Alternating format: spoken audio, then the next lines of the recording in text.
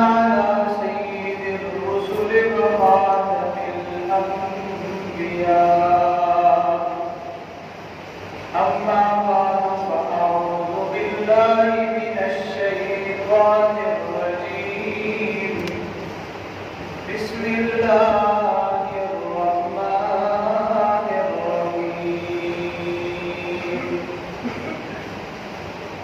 يا أيها الذين آمنوا كتب عليكم الصيام كما كتب على الذين من قبلكم لعلكم تتقون. وقال النبي صلى الله عليه وسلم من صام رمضان واحتسابا غفر له ما تقدم من ذنبه. وقال النبي صلى الله عليه وسلم الصيام جنة. صدق الله العظيم وصدق رسوله النبي الكريم. نماز اچھی روزہ اچھا زکوٰۃ اچھی. نماز اچھی روزہ اچھا زکوٰۃ اچھی حج اچھا مگر میں باوجود اس کے مسلمان ہو نہیں سکتا. نہ کٹ مروں جب تک وہ آ جائے بدفا کے افق پر. خدا شاہد ہے میرا ایمان کامل ہو نہیں سکتا. قابل سامعین اکرام،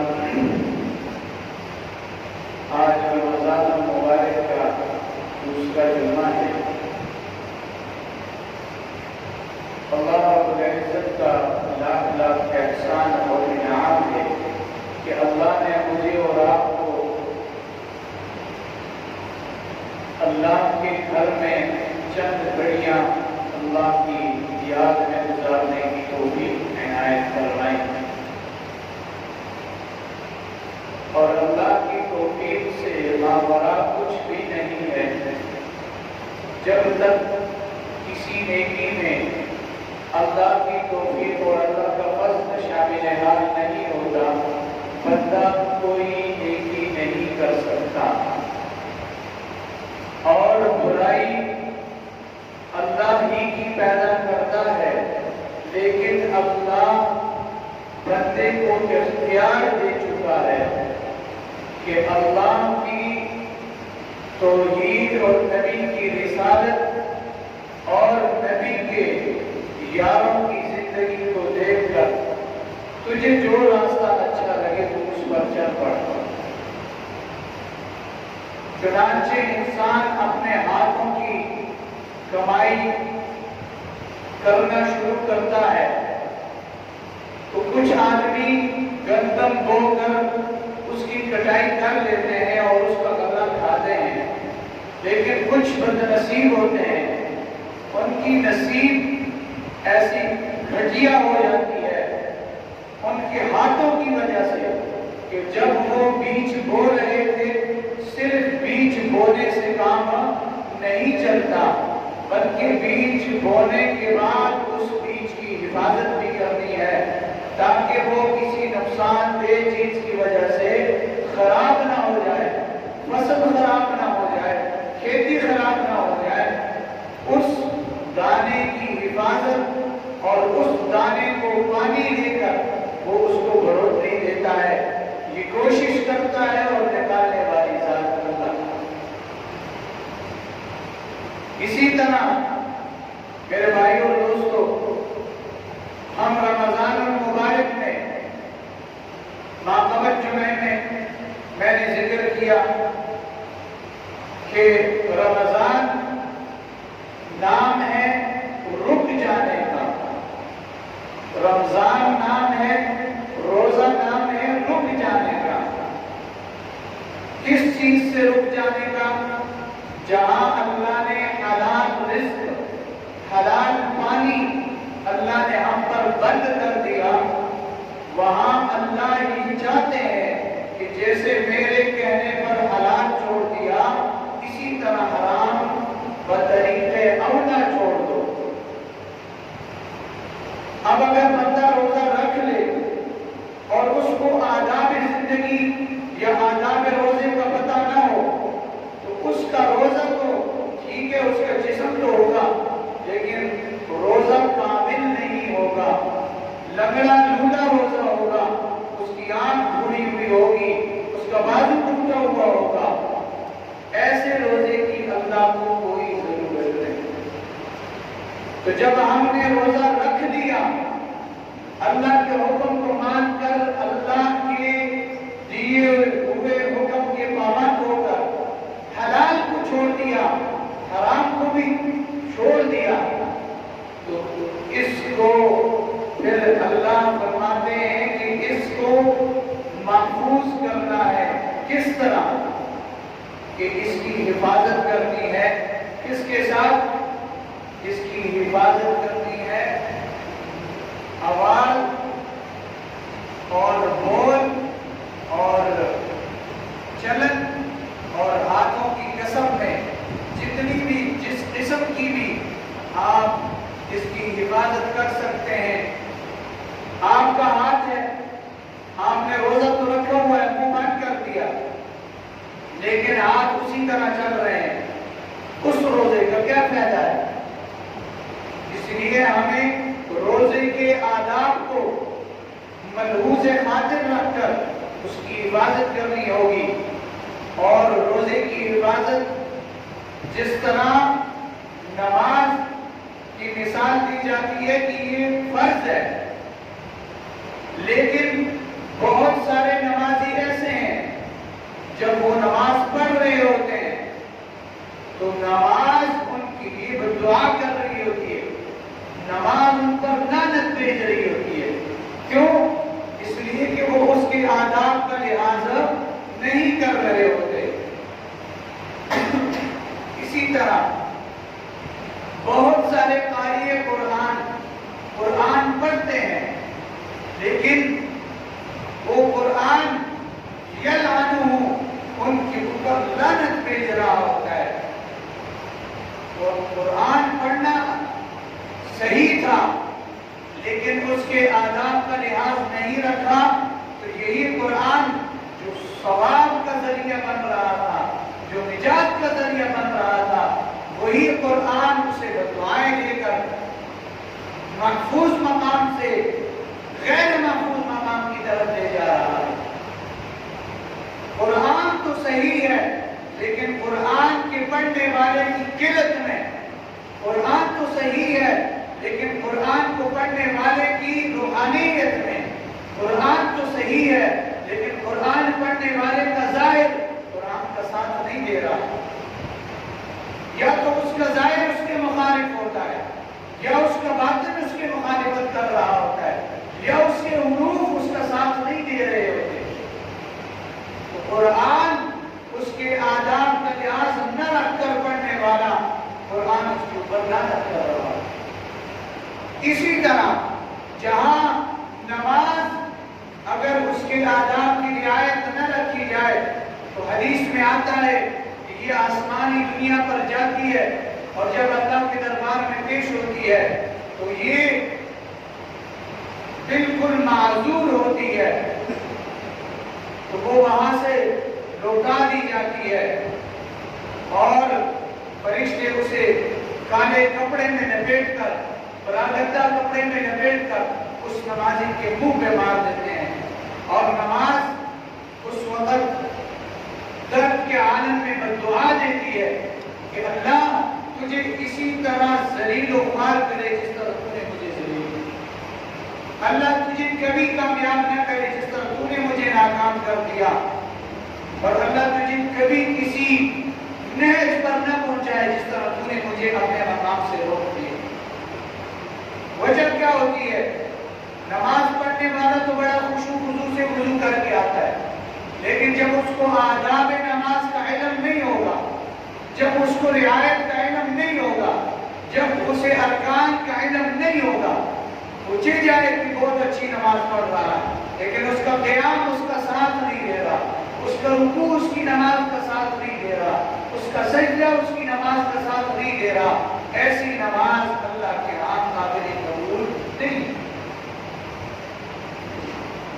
اسی طرح روزہ بھی ارکان اسلام میں سے ایک رکن ہے، یہ بھی جب ادا کرنا ہے تو اس کی آداب اور اس کی رعایت کرتے ہوئے، اس کی حفاظت کرتے ہوئے اس کو پورا کرنا ہے، اس لیے کہ یہ اللہ کے دربار میں جب پیش ہو تو یہ ہماری شکایت لے کر نہ جائے بلکہ ہمارے لیے دعا کو بند کر جائے، یہ ہم سے ناراض ہو کر نہ لوٹے بلکہ ہم سے راضی ہو جائے اور اللہ سے جا کر یہ یوں کہے کہ اللہ انہوں نے میری حفاظت کی تو اللہ ان کی حفاظت کر دے، اللہ انہوں نے میرے آداب کا لحاظ رکھا، اللہ تو ان کی زندگیوں کو آباد کر دے، اللہ انہوں نے تیرے کہنے پر میرے دل میں انہوں نے کھانے کو چھوڑا تیری رضا کے لیے، انہوں نے پینے کو چھوڑا تیری رضا کے لیے، اللہ ان کی نظروں میں وسعت پیدا کر دے، ان کے دلوں میں روحانیت پیدا کر دے تاکہ تیری رحمت کو سمیٹ کے والے بن جائیں۔ پھر قرآن یوں کہتا ہے یا ایھا الذین آمنوا،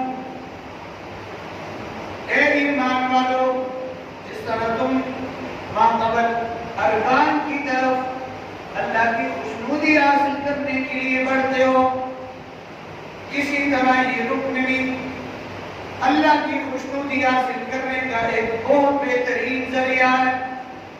نماز میں تو ریاکاری کی بدبو پائی جا سکتی ہے کہ مجھے ابو دیکھ رہے ہیں، مجھے استاد دیکھ رہے ہیں، مجھے محلے کے حاجی صاحب دیکھ رہے ہیں، مجھے چودھری صاحب دیکھ رہے ہیں، تاکہ میرا قیام بڑا خوبصورت ہو، دیکھنے والا یوں نہ کہے کہ اس کا قیام عجیب ہے، میرا رکوع اتنا خوبصورت ہو، دیکھنے والا کہے یہ بڑا اچھا نمازی ہے، سجدہ بڑا لمبا کر دیتا ہے، تاکہ دیکھنے والا یوں کہے یہ بڑا پرہیزگار ہے۔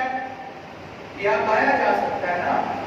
اسی طرح حج بیت اللہ کرنے والے جب حج کر کے واپس آتے ہیں، اس لیے ریا کی بدبو تو پائی جا سکتی ہے کہ لوگ کہیں کہ یہ حاجی صاحب ہیں، یہ اللہ کے گھر کو دیکھ کر آئے ہیں، اور بات کو یوں کہنا شروع کر دیتے ہیں ہمیں تو مولوی صاحب نے بتایا جب آپ گھر میں نماز پڑھیں گے، اس گھر میں نماز پڑھنے کا ثواب ایک نماز کا ثواب ہوتا ہے، جب وہی نماز آپ مسجد میں پڑھتے ہیں اس کا ثواب 27 نمازوں کے برابر ہو جاتا ہے۔ یہی نماز جب آپ مسجد نبوی میں ادا کرتے ہیں جس کا ثواب 50,000 نمازوں کے ثواب کے برابر ہو جاتا ہے، یہی نماز جب آپ مسجد حرم شریف میں ادا کرتے ہیں، بیت اللہ شریف میں ادا کرتے ہیں، تو یہی نماز 1,00,000 نمازوں کے ثواب کے برابر ہو جاتی ہے۔ حاجی صاحب جب گھر واپس لوٹ کر آتے ہیں تو یوں کہتے ہیں مجھے اب نمازوں کی ضرورت نہیں ہے۔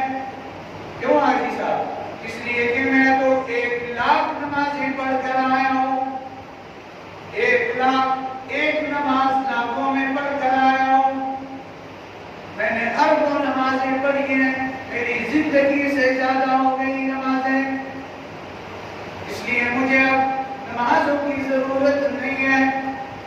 آئے افسوس، کیا معلوم اسے کہ اس کا قیام کہیں خراب تھا کہ اس کا بیڑا خراب نہ کر دے، کیا معلوم اس کا قیام مکمل نہیں تھا کہ اسے نامکمل نہ کر دے۔ اس لیے جب اس ریاکاری کی ندا اس میں لگ جاتی ہے، ریاکاری کی خوشبو سے لگ جاتی ہے تو وہ بدبودار ہو کر اللہ کے دربار میں جاتا ہے اور بددعائیں دیتا ہوا کہ اللہ تجھے بھی اس طرح ذلیل کرے جس طرح تو نے مجھے نشو و نمائش کے لیے پڑھ کر ذلیل کر دیا۔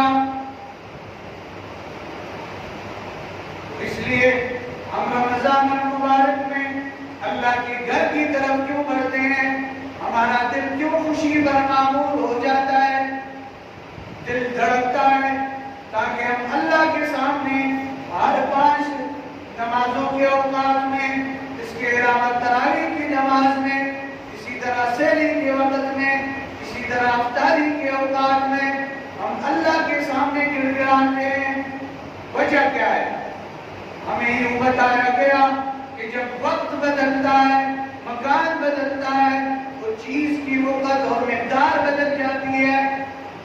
جیسے گھر کی نماز 27 نہیں بن سکتی، گھر کی نماز ایک نماز کے برابر ہے، مسجد کی نماز 27 نمازوں کے برابر ہے، مسجد نبوی کی نماز 50,000 نمازوں کے برابر، مسجد حرم کی نماز 1,00,000 نمازوں کے برابر۔ کیوں؟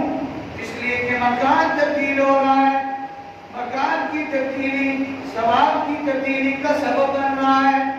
مکان کا تبدیل ہو جانا قدر و منزلت کو بڑھا رہا ہے، اسی طرح وقت کا تبدیل ہو جانا بھی ثواب کی بڑھوتری میں بڑا کردار ادا کرتا ہے۔ ہم نے ایک نماز عام دنوں میں پڑھی، یہی نماز جب ہم رمضان المبارک میں پڑھتے ہیں تو اللہ ایک نیکی کو 70 نیکیوں میں تبدیل کر دیتے ہیں، 70 گنا بڑھا دیتے ہیں۔ جب ہم عام دنوں میں رات کو اٹھ کر اللہ کی عبادت کرتے ہیں، یہ عام رات ہے، اس میں عبادت کرنے والے کو اسی رات کا ثواب مل رہا ہے، لیکن جب یہ لیلۃ القدر کی رات کو جاگ کر گزارتا ہے، کیا یہ رات عام دنوں میں گزارنے والا شب بیدار اور لیلۃ القدر کا شب بیدار برابر ہو سکتے ہیں؟ جب یہ دونوں برابر نہیں ہیں، ثواب میں برابر نہیں ہیں، رات کو جاگنے میں تو دونوں کا عمل برابر ہے، لیکن یہ جاگنے میں برابر نہیں ہے، اس لیے کہ اس کا ثواب الگ ہے، اس کا ثواب الگ ہے، اس کے ثواب کا معیار بلند ہے۔ کیوں؟ اس لیے کہ وہ عام رات ہے، یہ لیلۃ القدر کی رات ہے۔ اللہ کا قرآن کیا کہتا ہے؟ اِنَّا أَنزَلْنَاهُ فِي لَيْلَةِ الْقَدْرِ وَمَا أَدْرَاكَ مَا لَيْلَةُ الْقَدْرِ لَيْلَةُ الْقَدْرِ خَيْرٌ مِّنْ أَلْفِ شَهْرٍ۔ اور لوگوں، یہ عام رات نہیں ہے، جس طرح لیلۃ القدر کی رات 1000 راتوں کو جاگنے سے بہتر بن جاتی ہے، وقت کی تبدیلی ثواب کو تبدیل کر رہی ہے، اسی طرح رمضان المبارک کا یہ جو وقت ہے، یہ مہینہ عام مہینوں کے مقابلے میں کیوں ثواب کو بڑھا رہا ہے؟ اس لیے کہ اللہ نے اس کے اندر قرآن کا نزول کر کے بتایا، یہ بڑا قدر و منزلت والا مہینہ ہے۔ اللہ نے اس کے اندر لیلۃ القدر کو رکھ کر بتا دیا، یہ عام مہینوں سے 1000 گنا زیادہ کمانے والا مہینہ ہے۔ اس میں ایک نیکی 10 نیکیوں کے برابر نہیں ہوگی، ایک حرف کی تلاوت 10 نیکیاں لکھی جاتی ہیں۔ جو آدمی قرآن کی تلاوت عام دنوں میں کرتا ہے، اسے ایک حرف کے بدلے میں 10 نیکیاں ملتی ہیں۔ تو میں یہ نہیں کہتا کہ الف لام میم ایک حرف ہے، بلکہ الف الگ حرف ہے، لام الگ حرف ہے، میم الگ حرف ہے۔ الف لام میم پڑھنے پر اسے 30 نیکیاں مل رہی ہیں، لیکن جب یہی الف لام میم رمضان المبارک میں پڑھا جاتا ہے تو یہ صرف 30 نیکیاں نہیں ہوتی ہیں، بلکہ ان کو 70 سے ضرب دیا جائے، یعنی 107 اور 7 یعنی 70 گنا ایک نیکی بڑھ کر یہ بڑھ رہی ہے۔ تو کس طرح اس کو نیکیاں اللہ بڑھا چڑھا کر دے رہے ہیں؟ کیا معنی ہے کہ ایک لفظ پر 10 نیکیاں مل رہی ہیں اور وہ رمضان میں پڑھنے پر اسے 70 گنا ثواب زیادہ مل رہا ہے۔ تو اب 70 اور یہ 10 نیکیاں جو عام دنوں کی تھی، جب ملایا تو ایک حرف پر کتنی نیکیاں؟ 80 نیکیاں مل رہی ہیں۔ اب 80 نیکیاں کمانے کی وجہ کیا ہے؟ کہ یہ رمضان المبارک کی برکت ہے۔ اس لیے ہم نے صرف روزہ رکھنا نہیں ہے، روزہ صرف منہ بند کرنے کا نام نہیں ہے، بلکہ روزے کے آداب کی رعایت کرنی ہے۔ کس طرح؟ اس کے آداب کیا ہیں؟ علماء نے لکھا ہے اس کے آداب تو بہت سارے ہیں، لیکن ایک یہ ہے کہ آپ نے گالی نہیں دینی، آپ نے جھگڑا نہیں کرنا، آپ نے چغل خوری نہیں کرنی، آپ نے چغل خوری نہیں کرنی۔ کیا مسئلہ ہے؟ آپ سارے ادھر دیکھ رہے ہیں، میں کس کو لگاؤں؟ چغل خوری نہیں کرنی، زنا نہیں کرنا، چوری نہیں کرنی۔ یا اللہ، یہ تو عام دنوں میں بھی منع تھا، وَلَا تَقْرَبُوا الزِّنَا إِنَّهُ كَانَ فَاحِشَةً وَمَقْتًا۔ اللہ یہ تو عام دنوں میں بھی منع تھا۔ تو اللہ کے نبی فرماتے ہیں کہ روزے کے آداب یہی ہیں کہ اللہ ایک ٹریننگ دے رہا ہے۔ اس مہینے کو ٹریننگ کہیں، ٹریننگ کا مہینہ سمجھیں۔ جیسے عام دنوں میں اللہ نے قرآن میں فرمایا وَلَا تَقْرَبُوا الزِّنَا إِنَّهُ كَانَ فَاحِشَةً وَمَقْتًا، زنا کے قریب بھی مت جانا، زنا کے دوائی کو بھی شامل ہاتھ نہیں رہنا، اس لیے کہ یہ تمام گناہوں کا جڑ ہے۔ تم نے غیبت نہیں کرنی، اس لیے کہ الغیبت اشد من الزنا، غیبت زنا سے بھی بڑا گناہ ہے، اس لیے کہ غیبت کرنے سے زنا کرنے والا اس زنا کو گناہ تو سمجھتا ہے نا، کسی نہ کسی زندگی کے ایک موڑ میں وہ ندامت سے سرشار ہو کر اللہ سے توبہ طائب ہونے کی امید تو رکھتا ہے، لیکن غیبت کرنے والا غیبت کرتے ہوئے اس کو گناہ نہیں سمجھتا، اور جب گناہ ہی نہیں سمجھتا تو اس پر توبہ کس چیز کی؟ تو اس لیے وہ بغیر توبے کے، ہاں زنا کرنے کے بعد یا گناہ کرنے کے بعد، کسی قسم کے گناہ میں مبتلا ہونے کے بعد جب وہ توبہ طائب ہو جاتا ہے، اللہ کے ہاں وہ ایسا صاف ہو جاتا ہے جیسے آج ماں کی کوکھ سے باہر آیا۔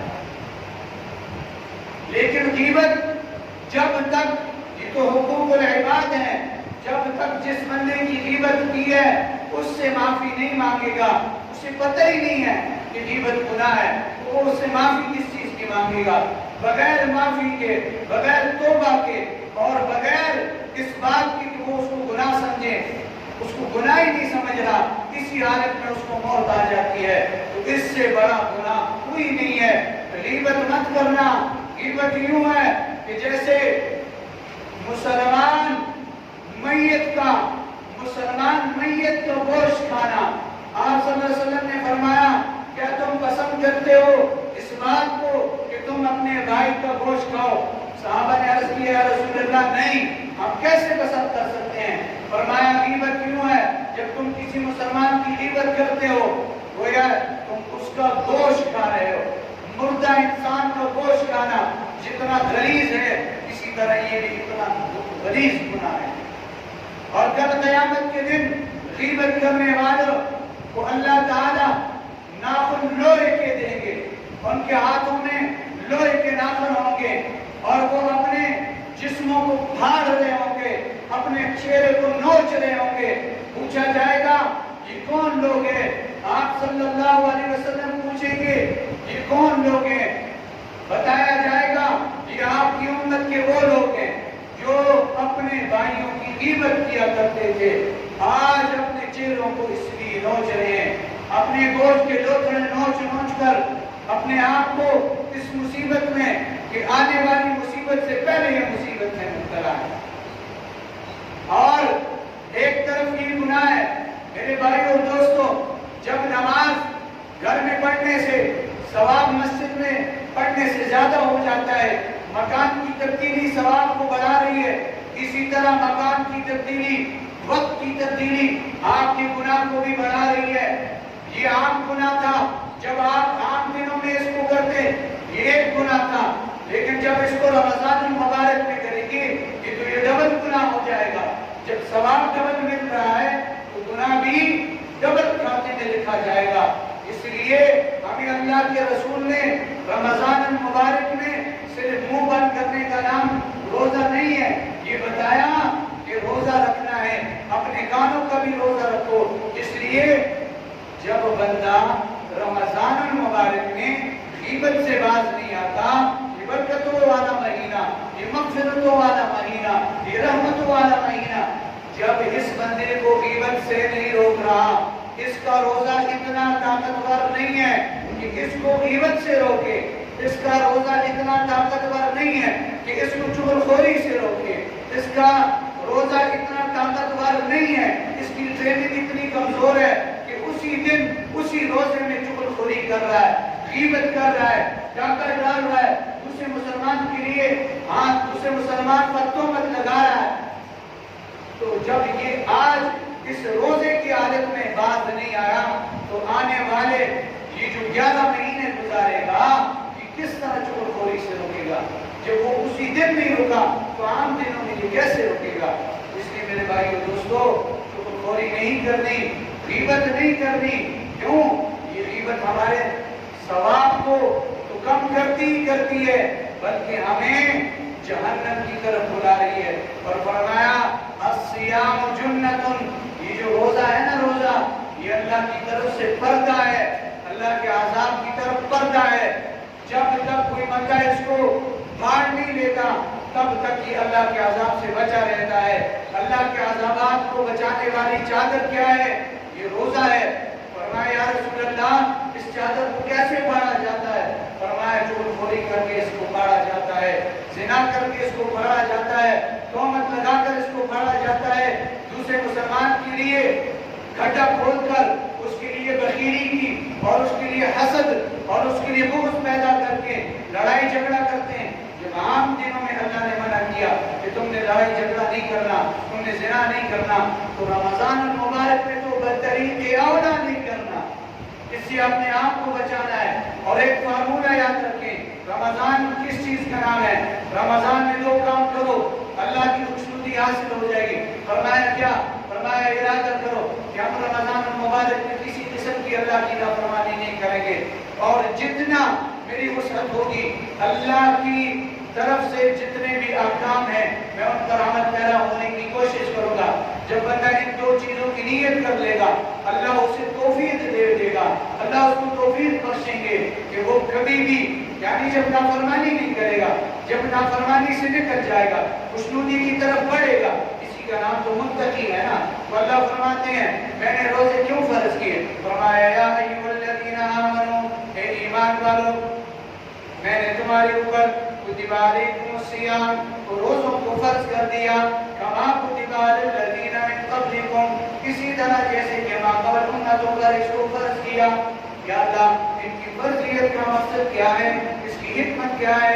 اللہ چاہتے ہیں کہ میرا بندہ پاک صاف ہو کر متقی بن جائے، اور متقی بننے کا فارمولہ یہ ہے کہ اللہ کی نافرمانی چھوڑ دو اور اللہ کی خوشنودی حاصل کرنے کے لیے نیکیوں میں بڑھ چڑھ کر حصہ لو۔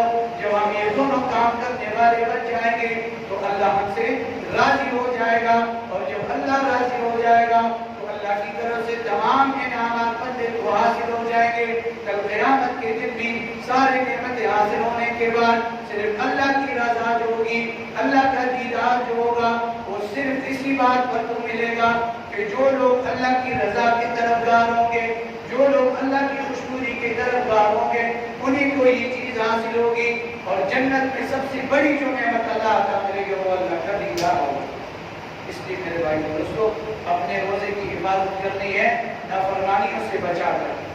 جب آپ نے بیچ بو دیا ہے، نیکی کر لی ہے، اب اس نیکی کو محفوظ کرنا ہے۔ پورا رمضان بھی گانے سننے میں نہیں گزارنا، فلمیں دیکھنے میں نہیں گزارنا، VCR دیکھنے میں نہیں گزارنا، کسی کی غیبت کرنے میں نہیں گزارنا۔ جتنی اللہ نے توفیق دی ہے، ایک وقت کا تلاوت اگر کر سکتے ہو، ایک لفظ پر نیکی 10 نیکیاں، رمضان المبارک میں 70 نیکیاں، تو 80 نیکیاں ایک طرف پر مل رہی ہیں۔ کتنے بدبخت ہیں وہ لوگ جو اس یعنی رونق والے مہینے، برکت والے مہینے میں قرآن کو نہیں اٹھاتے ہیں۔ جب قرآن کو نہیں پڑھیں گے تو ہمیں کیسے رحمت حاصل ہوگی؟ اللہ تعالیٰ مجھے اور آپ کو اس رمضان کی تمام